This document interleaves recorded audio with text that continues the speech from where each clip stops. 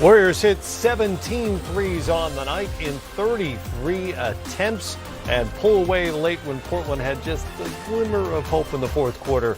And they win it tonight 116-94. Golden State has now won 12 straight game ones in the postseason and 18-1 in game ones under Steve Kerr in the playoffs. Post-game coverage right here. We'll have all the stars of the game. We'll hear from the two coaches as well as the Warriors take a 1-0 lead in the Western Conference Finals. That's the Czar, Mike Fratello, Steve Smith right over there. I'm Matt Weiner. Good to see you out there as well.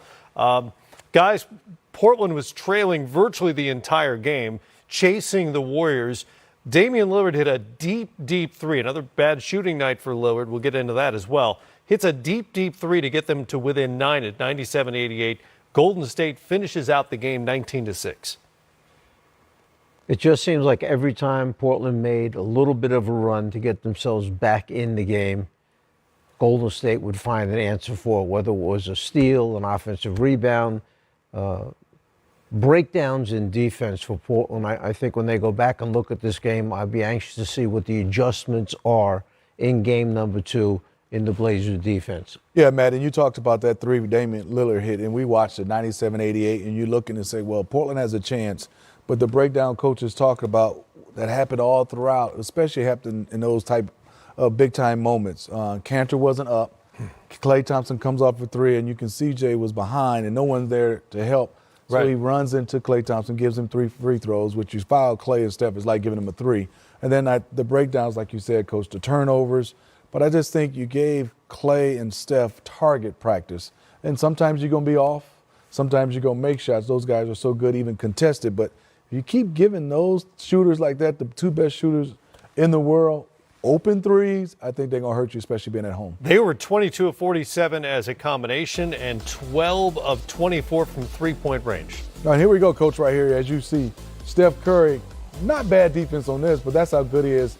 He makes shots. If you're going to surround him, how about taking one more step and get up into his body, because you give him a little bit of room, and you'll see right here.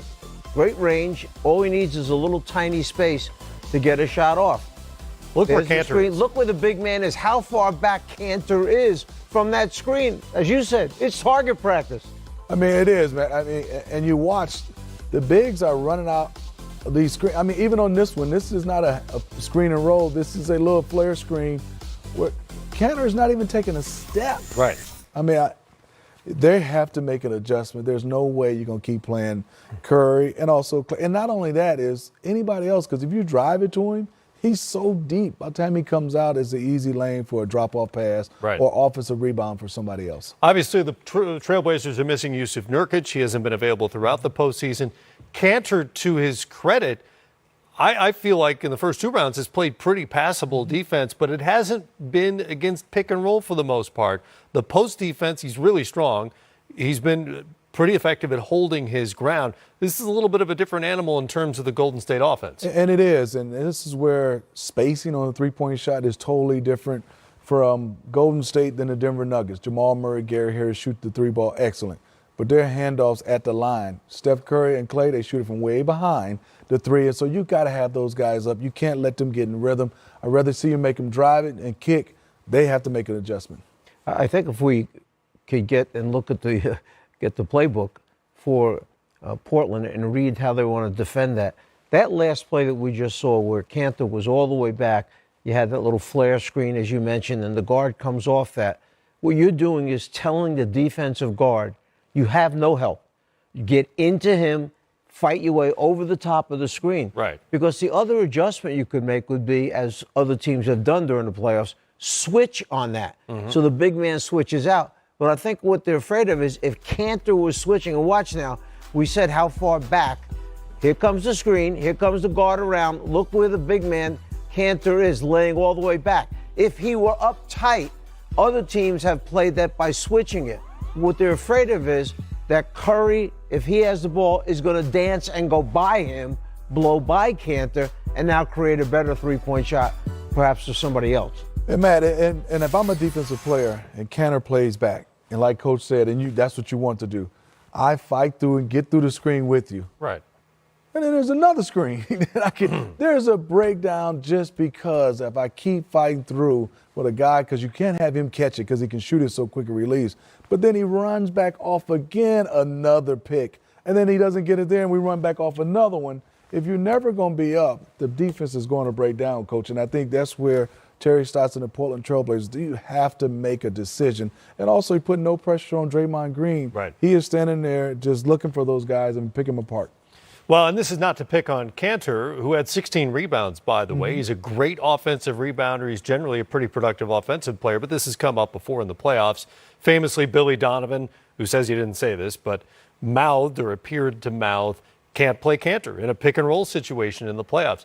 So is the solution just something schematically? He's got to come up. They've got to fight over that screen. Or is it we're going to see or need to see more of Zach Collins in this series? Well, remember, the other thing is you could go under the screen if you want. He'll basically stop behind the screen and shoot, whether it's Klay or Steph. Or you could trap him as he comes off it with that big man being up. Now, both of you jump the ball, make him a passer, and then have somebody else have to beat you. And now you're scrambling to get back out of that double team to try and get on the board, so only give them one shot at the basket in case they miss. Lot to be determined there. Or, as you just mentioned, you make a decision not to play the guy. But this is a guy who just got 16 rebounds, you said, tonight. Right. Well, and he's been really productive in the playoffs. Exactly. And you could make the argument that they wouldn't be where they are if they had not signed Enes Kanter, who, remember, was bought out by the Knicks toward the end of the season. Do you expect we see Zach Collins? Maybe they try to match. I mean, you can't match up with Steph and Klay the entire series. You can, and I think I'm with Coach. If my idea is, even if you're early on the trap, I think you'd rather trap. It becomes a head situation. If you're so early and he goes around.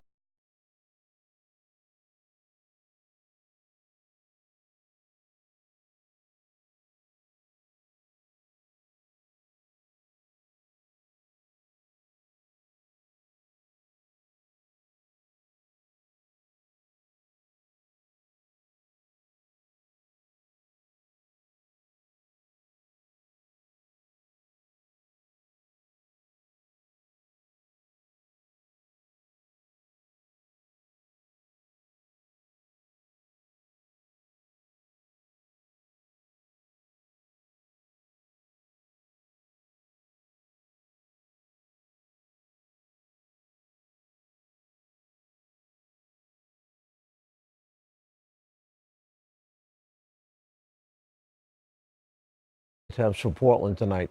Golden State fouled unnecessarily a lot of times tonight, and that's what kept Portland looking like, if they hit this next jumper, they're right there, but then they didn't hit the next jumper. Somebody doesn't cover the backcourt, and Golden State gets a run-out layup. You also got to have, obviously, better production out of Portland's backcourt. Offensively, they tend to go as Lillard and McCollum go. They combined to go 11 of 31 on the night, 36 points between them. And for Lillard, they were able to survive a 3 of 17 day against the Denver Nuggets in Game 7. He comes back with a 4 of 12 in this game. He did have 19 points, including 9 of 9 made free throws. Yeah, and it's going to be a big adjustment for him is he's going to have to go back and watch tape, this coaching staff, because not only they didn't shoot it great, the defense of the Golden State Warriors, we called it, Coach, it was one of those corral, wasn't a hard blitz, but they're just going to sit there and double team until he gives it up, and then they're going to release. And I think that's going to be an adjustment by the Portland Trailblazers. Maybe get him off the basketball, have him run it off curls, but give Golden State credit. They made sure they made life tough, especially for Damian Lillard. Yeah, the opportunities were very few where Lillard was alone. In fact, one of the best ones he made was about 4 feet behind the three-point line when he shot that long three at the end.